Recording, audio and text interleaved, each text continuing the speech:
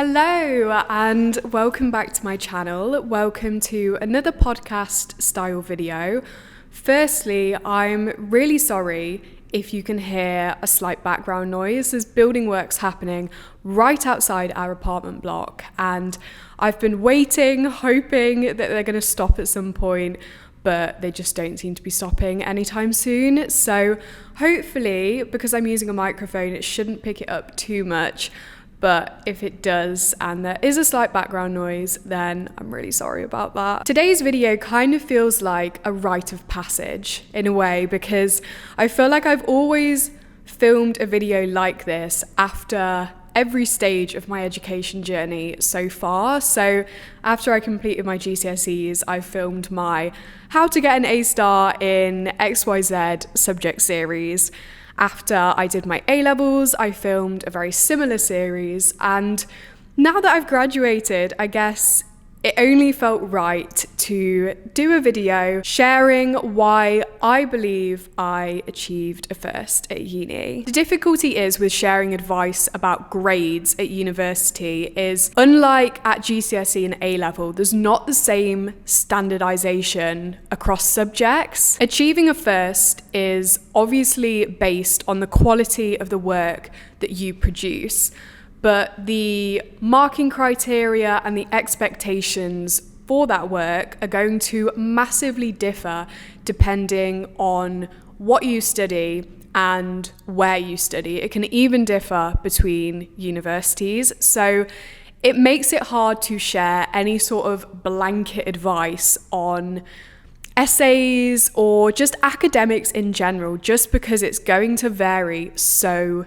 greatly. And what might have gotten me a first in a business essay, for example, might be a completely different standard to another subject. So instead, in this video, I'm going to be sharing the way in which I believe you can facilitate the production of your best work, regardless of what and where you study. And I know even by doing that, people are still going to say, well, I didn't do that and I still got a first, and good for you. Like, there are so many different ways that you can live your life at university and still achieve a first.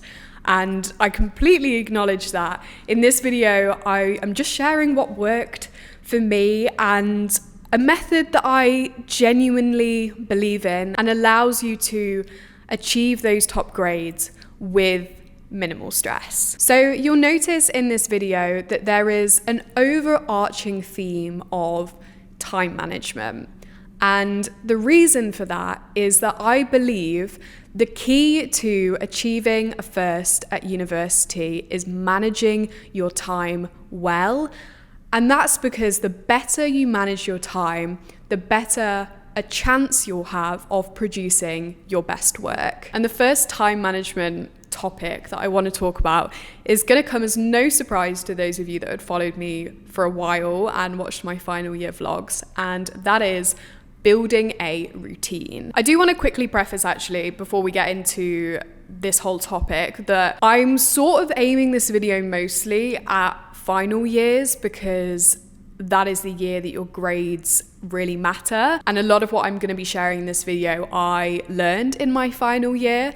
But depending on the intensity of your course and how you like to structure your time, you could 100% apply everything I'm talking about here to earlier years as well. I had such a strict routine in my final year, and when I say that to people, I think a lot of people automatically assume that that means my final year was miserable and I had an awful time.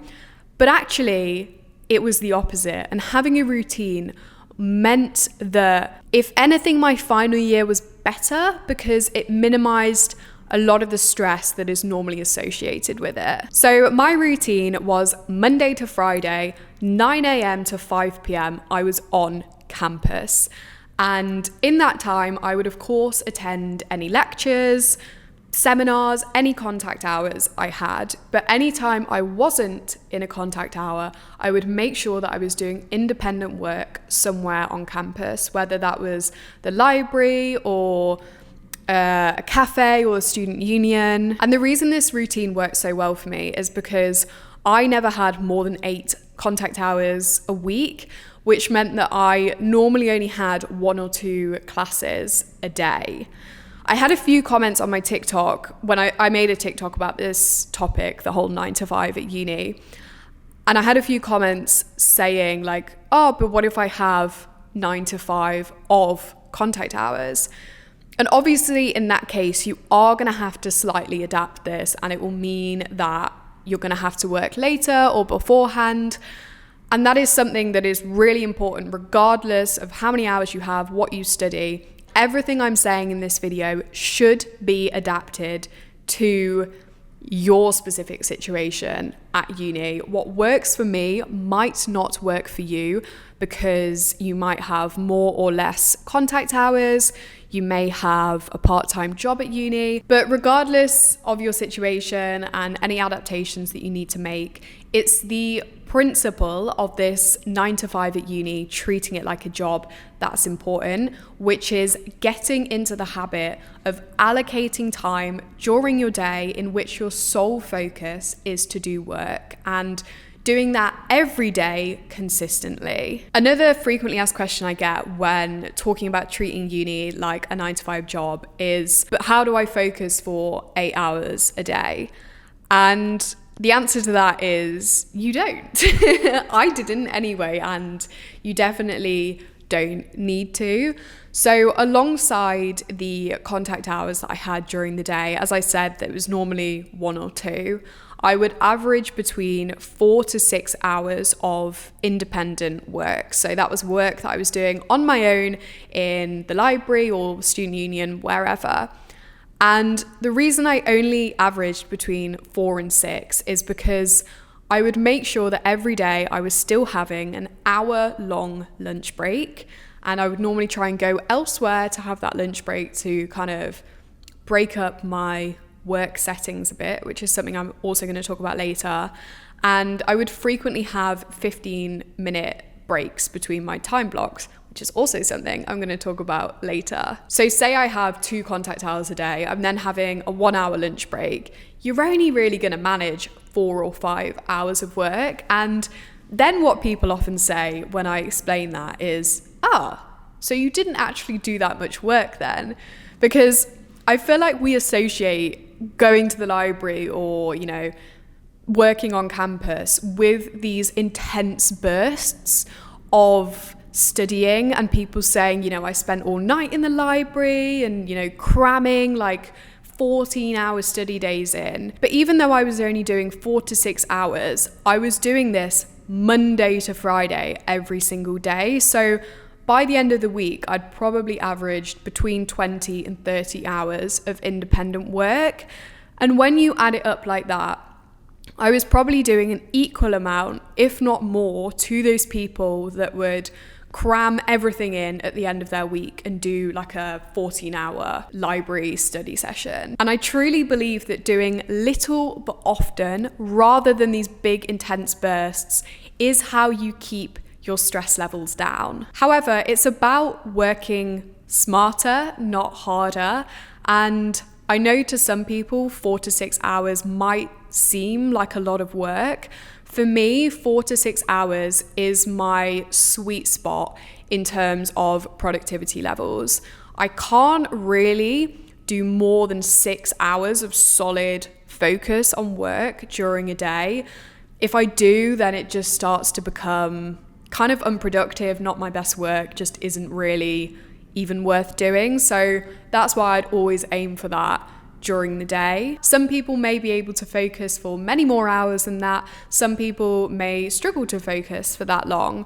And if you're in the latter half of that and you're struggling to focus for a longer amount of hours during the day, then my advice would be to try and build up those hours slowly. For example, if you're doing 2 hours of work a day currently, don't suddenly try and do 6 or suddenly try and do 8, because you might manage it for a few days or a few weeks, but by making such a drastic change so quickly, you won't be able to get into a consistent routine with it. And that is the key here, finding a routine that is sustainable for you. And the way that you can do that and the way that you can build up your focus and hours of productivity is by gradually increasing it. So if you're currently doing 2 hours of work in a day and you're finding that is your maximum focus time, tomorrow just try 2.5 hours. And half an hour doesn't sound like a long amount of time, but you'd be surprised if you just sit and focus for half an hour, how much more you can actually get done during that time. And as soon as you've adjusted to that and you're finding that you can focus for 2.5 hours, then try 3 hours, then try 3.5 hours, and so on and so forth. Focus and productivity is almost a bit like a muscle in that way, I think. And if you're someone that goes to the gym, you might be doing, is it called progressive overloading, where you're gradually increasing the weight that you're lifting? It's like the same thing, but just with focus and hours spent studying. On that note, another thing that I often see people doing is, if you've set yourself the goal of spending 9 to 5 on campus, for example, and it gets to about 2 o'clock and you feel like you have reached your maximum focus and you're not really producing any good work anymore, you're just feeling tired, don't just sit on campus for the sake of being on campus. Go home, rest, and try again tomorrow. As I said, the key to building up these hours of focus and work is by doing it gradually and in a sustainable manner. Alongside my 9 to 5 during the week, I still made time for all of my other commitments. And I think this is another popular misconception when I talk about this.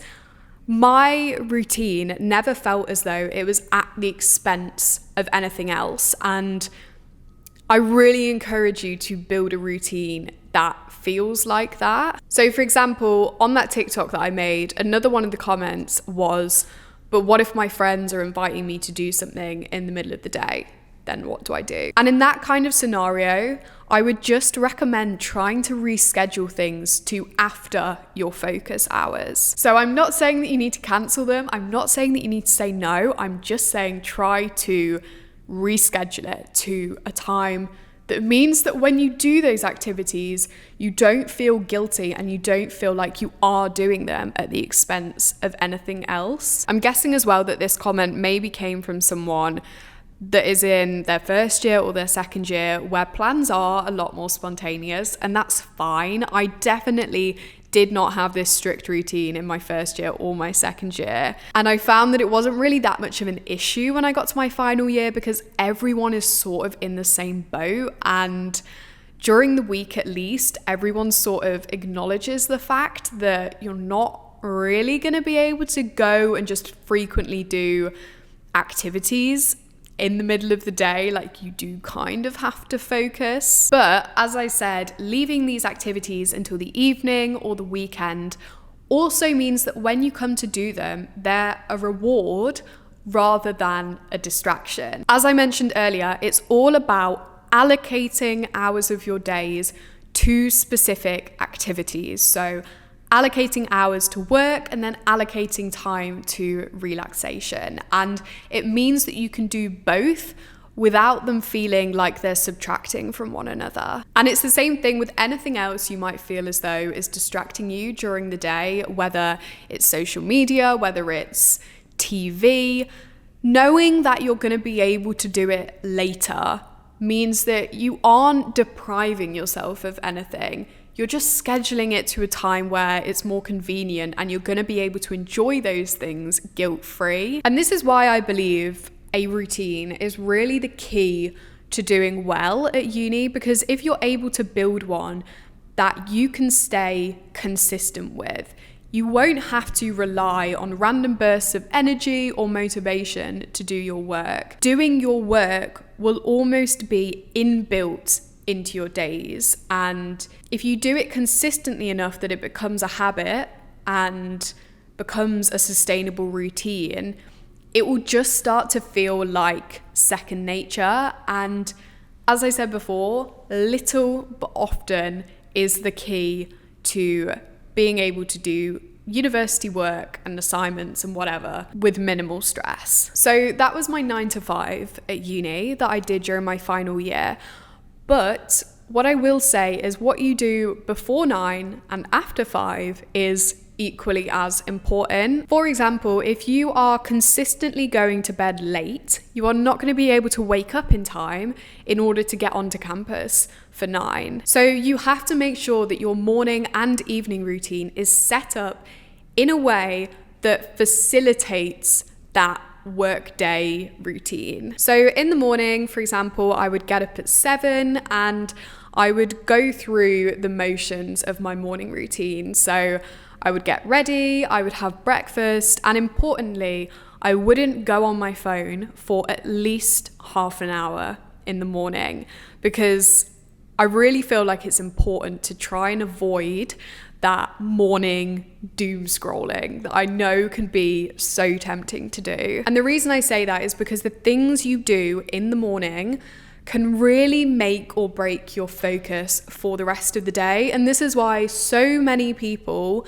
talk about the importance of making your bed every day, for example. It's not necessarily about having the bed made. It's about doing those little tasks in the morning that mean that you already feel accomplished and productive before you even sit down to do any work. Then in the evening, my focus was always just relaxation and doing things that took my mind off work. So my evening would mostly be spent doing those things that I had scheduled for that time. So, watching TV, spending time with friends, spending time with my boyfriend, scrolling on social media for hours. I would allow myself to do all of those things in the evening. But another habit that I think was really important and really played a key factor in my success in my final year was going to the gym straight after being in the library or being at university every day. And my gym was on campus, which I think really, really helped because I could literally just go from the library to the gym. But even if your gym is not on campus, just go there straight away. Try and not go back home, because if you're anything like me, if I went back home, I would not be going back out to the gym. I would have to go straight there in order to do it. And when I would get there, all I would do is just 30 minutes of light cardio. So most of the time this was just walking on an incline walk on the treadmill. It doesn't matter what you do at the gym, you can do whatever workout you like. But once again, it's the principle of this habit that's important. And for me, when I got to the gym after the library, that signified the end of the working day for me. And just doing that light cardio was obviously great for my health, but also allowed me to sort of shake off the day and put myself in relaxation mode then. And I think it's really important to have these indicators in your day of when you're working and when you're relaxing. And this is why I really try and encourage people to work on campus, or it doesn't have to be campus, but just somewhere that is not your home. I know some people do say that they genuinely work better at home, and that's fine. If you're sorted with that, okay. But I think for a lot of people, that's not realistic. And even though we may like working at home because it's comfortable and we have all of those home comforts available, it's probably not where you're going to do your most productive work.